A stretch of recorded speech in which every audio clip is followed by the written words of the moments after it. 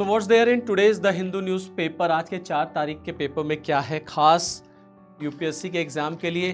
तो front page पर US proposes to levy 12.5% tariff for forced labour. Okay, this news is important. आप जान ही रहे हैं इंडिया और यूएस के बीच में टैरिफ को लेकर के कितना इशू क्रिएट हुआ था। तो इस न्यूज़ को आप पढ़ेंगे फर्स्ट पेज पे, दिस न्यूज़ इज इंपॉर्टेंट। उसके बाद आप फर्स्ट से सीधे आ जाइए एडिटोरियल पर। ओके, एडिटोरियल में आप देखेंगे after Maoism the next battle is for Adivasi trust. ये हम सब जानते हैं कि भारत के होम मिनिस्टर अमित शाह साहब ने इंडिया को नक्सल फ्री डिक्लेयर कर रखा है।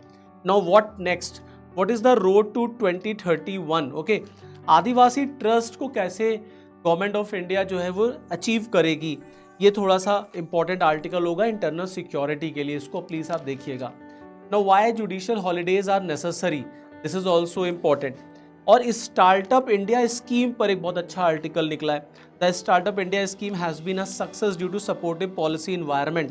जस्ट गो थ्रू दिस कि स्टार्टअप के बारे में, उसके प्री के पॉइंट ऑफ व्यू से स्टार्टअप कब शुरू हुआ था, क्यों शुरू हुआ था, क्या मोटिव है, किस मिनिस्ट्री ने शुरू किया था, और मेंस के पॉइंट ऑफ व्यू से उसकी सक्सेस जर्नी, उसका क्रिटिकल एनालिसिस आपको देखना है। तो ये एडिटोरियल से हो गया। उसके बाद आप सीधे एडी से आ जाइए बिजनेस पर। ओके, तो बिजनेस पे आप देखेंगे तो cabinet approves 10,000 crore ATF price stabilisation fund.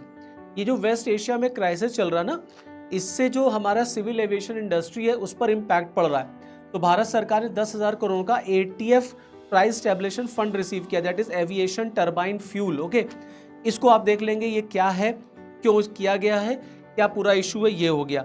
उसके बाद यहाँ पर E85 फ्यूल अपटेक, ये E85 क्या है प्रीलिम्स के पॉइंट ऑफ व्यू से, just go through this. Economy में ये हो जाएगा आपके लिए। इंटरनेशनल अफेयर्स में जब आप आएंगे तो एज सच कोई बहुत ज़्यादा इंटरनेशनल अफेयर्स में कोई बहुत बड़ी न्यूज़ नहीं निकली हुई, वही ईरान और अमेरिका वॉर से रिलेटेड है, उसको आप स्किप कर सकते हैं। ये न्यूज़ है आज के द हिंदू से।